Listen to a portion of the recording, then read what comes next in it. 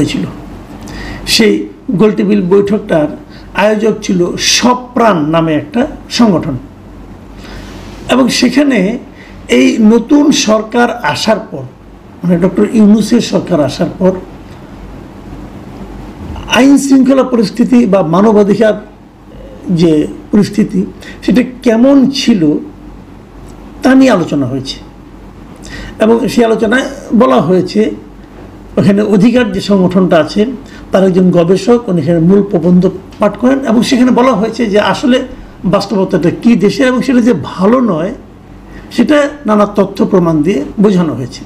সেখানে এই প্রধান উপদেষ্টার প্রেস সেক্রেটারি বিশেষ শফিকুল আলম উপস্থিত ছিলেন, এবং উনি বরাবর যা করেন সব কিছুকে উড়িয়ে দেন এবং সরকারের পক্ষে যতটা পারেন বলেন, এবং মানে অনেকটা ওনাকে দেখলে ওনার কথাবার্তা শুনলে না আমার মাঝে মাঝে বিগত সরকারের ওবায়দুল কাদের অথবা হাসান মাহমুদের কথা মনে পড়ে যায়। যাও, উনি বলেছেন কে কথা সেটা শুনেন। উনি বলেছেন যে বাংলাদেশে গণমাধ্যম এখন বেশি বেশি স্বাধীনতা ভোগ করছে, যেহেতু পত্রিকাগুলো অনেক রকম স্বাধীনতা পাচ্ছে, কাজে ওনারা যা ইচ্ছা তাই লেখে। মূলত এই হলো ওনার বক্তব্য।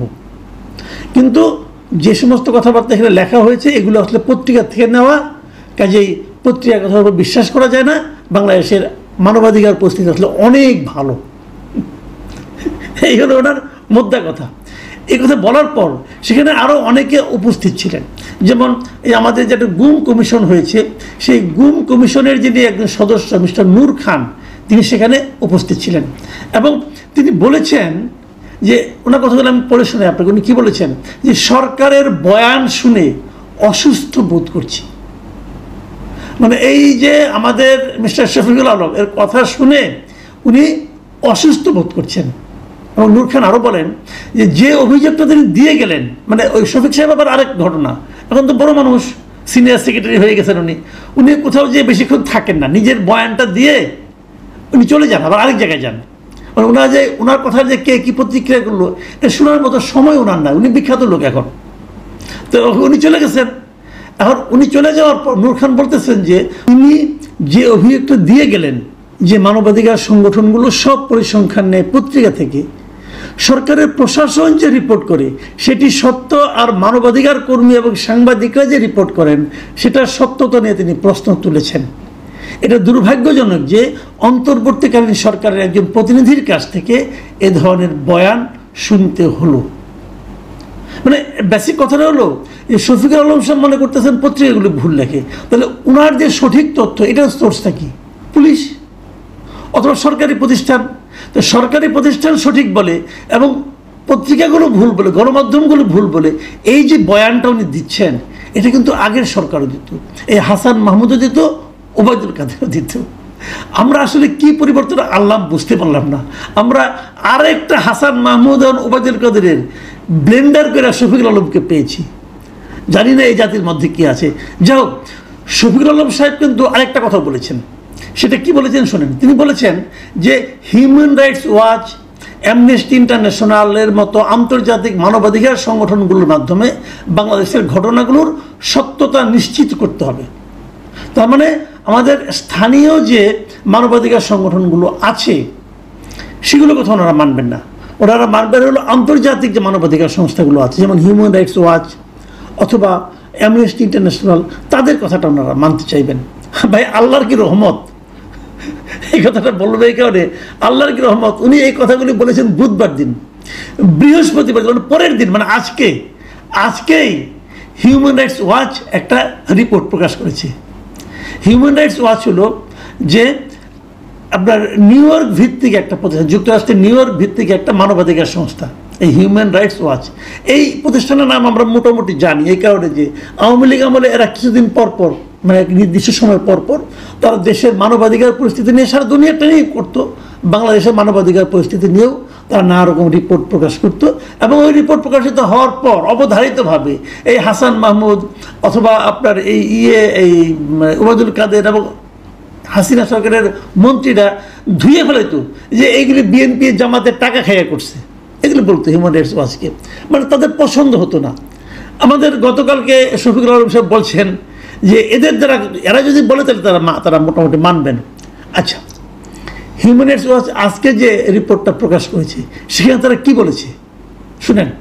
তারা বলেছে যে নতুন করে এই গভর্নমেন্ট যে একটা সন্ত্রাস বিরোধী আইন করেছে 2025 সালে, এটা আগের আইনটাকে সংশোধন করেছে, সেটার মাধ্যমে তারা কি কি করছে তারা বলছে, শুনেন কি বলছে।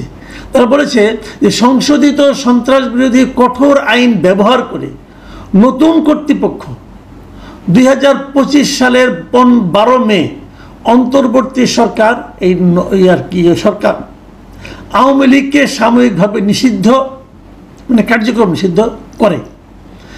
দলটির সমর্থনে যে কোনো সভা, প্রকাশনা ও অনলাইনে দেওয়া বক্তব্য এই নিষেধাজ্ঞার অন্তর্ভুক্ত।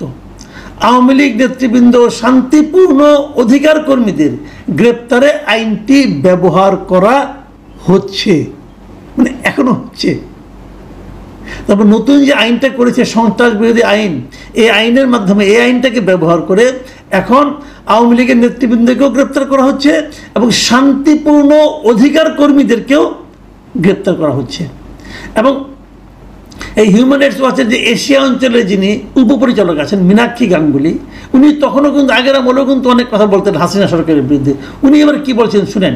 উনি বলেছেন যে রাজনৈতিক প্রতিপক্ষকে কারাগারে পুরে দেওয়া হোক কিংবা শান্তিপূর্ণ মত প্রকাশে বাধা দেওয়া হোক, অন্তর্বর্তী সরকারের এমন কোনো পক্ষপাতমূলক আচরণ করা উচিত নয় যা শেখ হাসিনার সরকারের সময় বাংলাদেশের মানুষের সঙ্গে করা হয়েছে।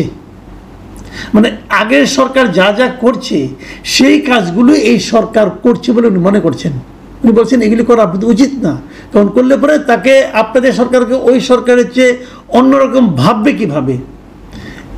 হিউম্যান রাইটস ওয়াচে যে বিজ্ঞপ্তিটা দেওয়া হয়েছে সেখানে আরও বলা হয়েছে যে অন্তর্বর্তী সরকারের অধীনে হাজারো মানুষকে গ্রেপ্তার করা হয়েছে, যাদের অনেকের বিরুদ্ধেই শুধু সন্দেহের ভিত্তিতে হত্যার অভিযোগ আনা হয়েছে।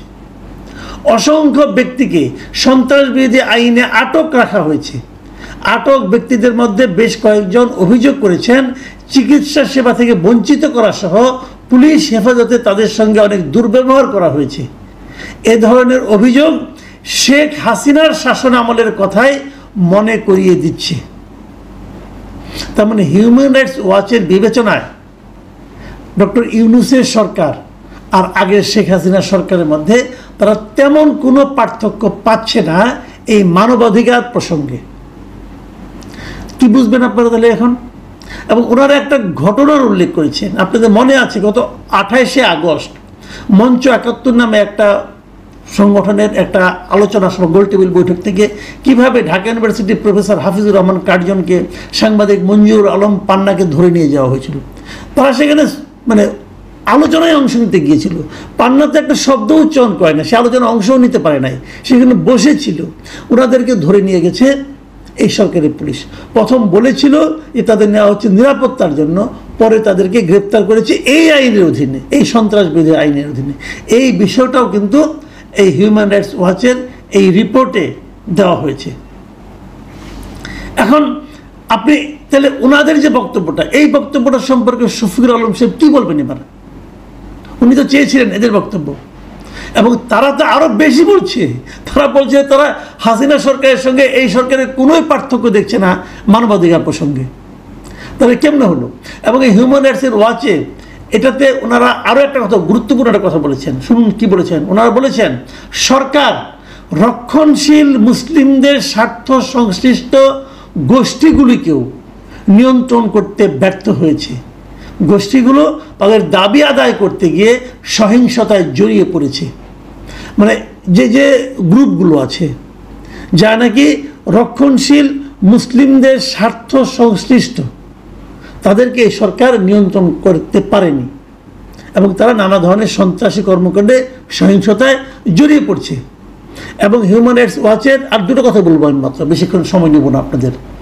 হিউম্যান রাইটস ওয়াচ একজন মানে রাজনৈতিক কর্মীর একটা বক্তব্যকে কোট করেছে তাদের রিপোর্টে।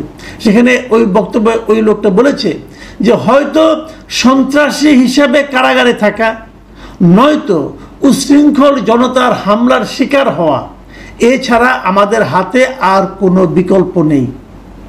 মানে যারা বিরোধী রাজনীতিকে সাপোর্ট করেন তাই হয় সন্ত্রাস হিসেবে কারাগারে থাকতে হবে, অথবা মবের শিকার হয়ে প্রাণ দিতে হবে, এছাড়া এই লোকগুলোর হাতে আর কোনো বিকল্প নাই। মীনাক্ষী গাঙ্গুলী আরেকটা কথা বলেছেন, উনি সরকার একটা পরামর্শ দিয়েছেন, সেই পরামর্শটার কথা বলে আমি আমার আলোচনা শেষ করতে চাই। তিনি বলেছেন যে বাংলাদেশ সরকারের সন্ত্রাস বিরোধী আইনের অপব্যবহার বন্ধ করা উচিত। আইনটি রাজনৈতিক দমন পীড়নের সমার্থক হয়ে উঠছে। এর পরিবর্তে অন্তর্বর্তী সরকারের নিরাপদ ও অংশগ্রহণমূলক নির্বাচনের পরিবেশ তৈরি করতে মনোযোগ দেওয়া উচিত। মানে তার পরামর্শটা হলো যে তারা যে সন্ত্রাস বিরোধী আইনটা চালাচ্ছে, এখন আইনটা প্রয়োগ করছে, এই আইনটা আসলে রাজনৈতিক দমন পীড়ন এর সমার্থক হয়ে গেছে। মানে এই আইনটা মানেই রাজনৈতিক দমন পীড়ন করা। আর তার পরামর্শ সরকার এখন উচিত হবে এইগুলি বাদ দিয়ে নিরাপদ ও অংশগ্রহণমূলক নির্বাচনের পরিবেশ তৈরি করা।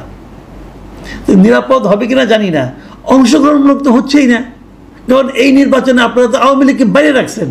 দেখেন এখনো নির্বাচনের কিন্তু শিডিউল ঘোষণা হয় নাই, নির্বাচনে আওয়ামী লীগ অংশ নিতে পারবে কি পারবে না এটাও নিশ্চিত হয় নাই। কিন্তু যতটুকু যা করছে সরকার এখনই কিন্তু আন্তর্জাতিক মানবাধিকার সংস্থাগুলো মন্তব্য করছে যে এই নির্বাচন অংশগ্রহণমূলক হচ্ছে না। যখন নির্বাচনটা হয়ে যাবে তখন সবাই বলবে ডক্টর ইউনূস আসলে এগুলি কী করছেন, ডক্টর ইউনূস আমাদের দেশের ইমেজকে কোথায় নিয়ে যাচ্ছেন। এবং তারও যে বড় কথা, উনি ওনার সরকারকে হাসিনা সরকারের সমর্থক করে তুলেছিলেন। তাহলে কি হাসিনা সরকারের সঙ্গে দেশের জনগণ যা করেছে ওনার জন্য কি সেটাই প্রাপ্য হয়ে দাঁড়ালো? প্রিয় দর্শক, এই প্রশ্নটুকু রেখে